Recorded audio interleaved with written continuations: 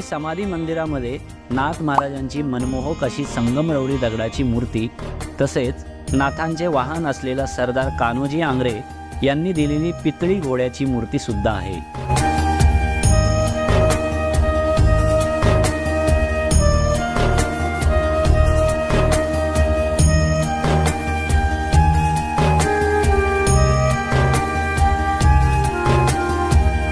श्री समाधी मंदिरावर एक प्रचंड कळस व त्यावरील महादेवाचा त्रिशूळ आहे.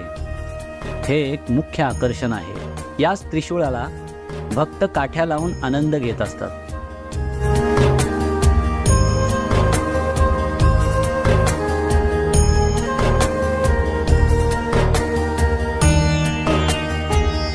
फाल्गुन वद्य पंचमीला म्हणजेच रंगपंचमीच्या दिवशी मडीला कानिफनाथांची जत्रा भरते.